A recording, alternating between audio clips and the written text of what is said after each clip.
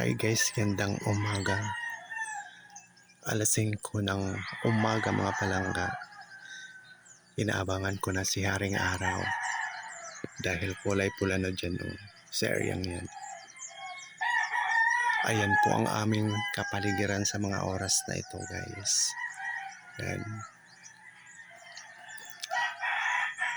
Kay ganda lang pagmasdan. Ayan po dahil medyo wala pong fog. Kitang-kita nyo po yung kapaligiran na talagang puro kabundukan. Napapalibutan pa rin kami dito ng mga puno. Kaya malamig po ang aming lugar. So yan. Kaya nakakaranas pa kami ng fog dahil ang aming kapaligiran ay kabundukan. So yun, abangan natin si Haring Araw. Diyan yan lalabas. Yan.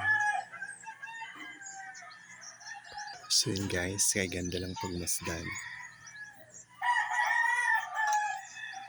Wala kang maririnig sa umaga kundi puro huni ng mga hayop, lalo na ang manok na talagang ikukula ang atensyon mo para bumangon ka na. Yan.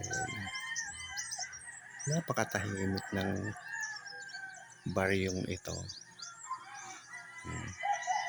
Sino naman ang hindi masarap ang tulog pag ganito ang iyong kapaligiran? Malamig na tahimik pa.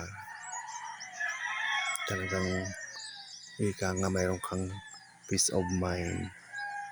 Yan.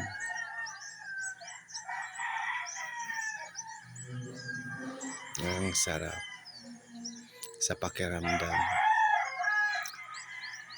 Paggising mo sa umaga, makikita mo kagad ay kulay luntian, mga puno.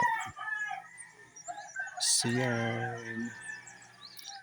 Shout out to Ma'am Flor Avina. Kumusta po ang iyong weather dyan sa Davao? Ayan. Kami ito. Maaliwalas ang langit na medyo maulap. Pero may kulay pula akong nakikita. Talagang mainit na naman ang ating buong maghapon nito. Yan.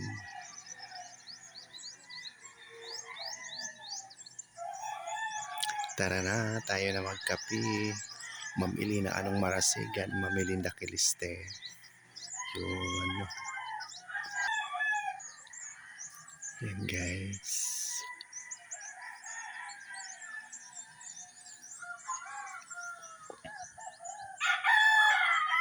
So yan. And shout out to my dear friend Emily Meyer Valleta. Ito friend ang aming reader ngayon dito sa atin sa Pilipinas. Ayan, kumusta ka dyan? Ayan. At sa lahat ng mga may-ari ng bubong ng bahay. Shout out din po sa inyong lahat. Sa mga nakahagip ng aking kamera. Ayun po. Uli maraming salamat sa patuloy na pagsubaybay sa aking mga mumunting video sa Ramil Javier Ilam Vlog. Thank you so much for watching, sharing, follow, and like. Love, love, love. God bless us all po. See you sa next video guys. Bye!